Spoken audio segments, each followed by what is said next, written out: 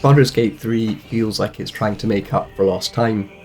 There are no humble beginnings here, instead we're treated to interdimensional ships, psychic squid monsters, and jaunts down into the Underdark, and that's before even visiting the city itself, which is currently inaccessible in this early access slice that's just been released. The adventure has a sense of urgency that can only come from being implanted with a tadpole that's turning you into a mind flayer, one of those aforementioned psychic squid monsters, and it's only slightly undermined by my compulsion to stop every few minutes to push people off ledges. In my party of 4, I have an arsenal of magic missiles, animal companions, curses, and a barbed spear designed to gouge out eyes, but I always try to go for the environmental kills. Agent 47 could really thrive in Faerun. Unexpected murder weapons are my second choice, if there's no room for accidents. Almost every object can be turned into a weapon in a pinch. One of my first kills was with a skull that I picked up and tossed at a monster.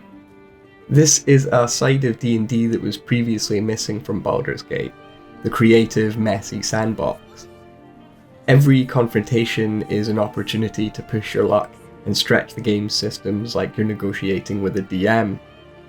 Thankfully, Larian's pretty easygoing, letting you use all sorts of questionable strategies as you fight and explore, like stacking crates to get height advantages, or the classic plucking explosive barrels from your inventory and tossing them at enemies gambit from Original Sin. That's if you decide to fight at all. Having a Mind Flayer tadpole in your brain, it turns out, gives you the power to influence people, at the risk of giving in to the alien infection.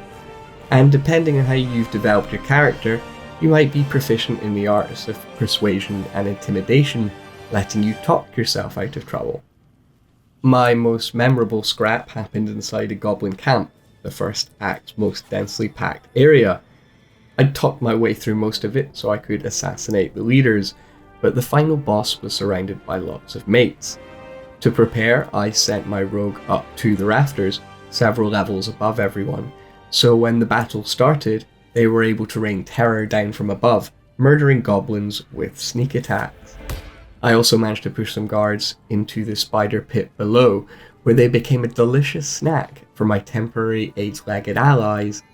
The spiders then managed to escape, alerting more goblins and adding more meat to the battle, which quickly grew out of control. Unfortunately, I didn't make it out alive. The complexity of these locations is a great boon for battles, but it also makes exploration a more engaging part of the adventure.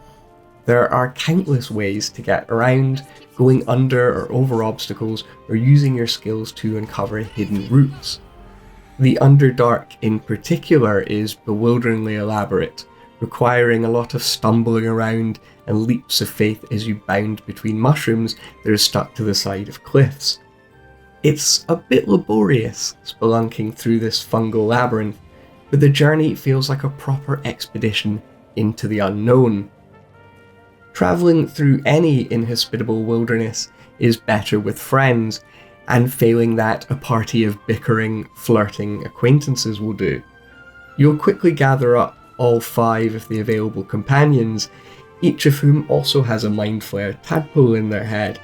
They're all hot messes, shrouded in secrets, rich in drama, and yes, thirsting for some romance. Do not doubt the blade. A dragon's wink is no quicker. Between pithy exchanges and playful ribbing, companions offer helpful bits of insight and keep their eyes open for secrets. Everyone in the party carries their weight, with their skills painting a clearer picture of the world. A character with a proficiency in religion, for instance, might be able to decipher a religious inscription, while a perceptive character is more likely to spot monster tracks or the telltale signs of a secret door. Baldur's Gate 3 is always rolling dice, making passive skill checks to determine if you're going to notice that sliding bookcase right in front of you. These happen automatically, accompanied by the comforting rattle of dice, but dialogue and active skill checks actually replicate some of the tactile delight of real tabletop role-playing by making you manually roll a digital d20. The rules and systems are drawn from D&D, but the presentation has a lot in common with modern cinematic RPGs.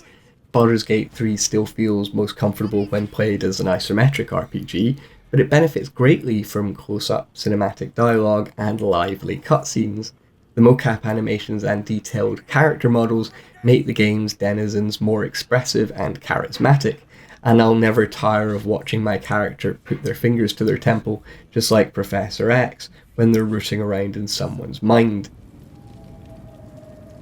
There are plenty of rough edges though. I only experienced one crash, but I encountered lots of smaller issues and animation glitches. It's expected to be in development for around another year, with more classes, races, and other features still in the works. The first act still swallowed me up though. It got me the first time I pushed someone off a cliff, and I just didn't stop playing after that. With its turn-based battles, different art style, and focus on systemic shenanigans, Baldur's Gate 3 isn't an attempt to resurrect an old series. It's something new that pushes the systems and creative mayhem from original Sin and then combines them with the rules of D&D, and they're perfect together. You proved surprisingly adequate in battle.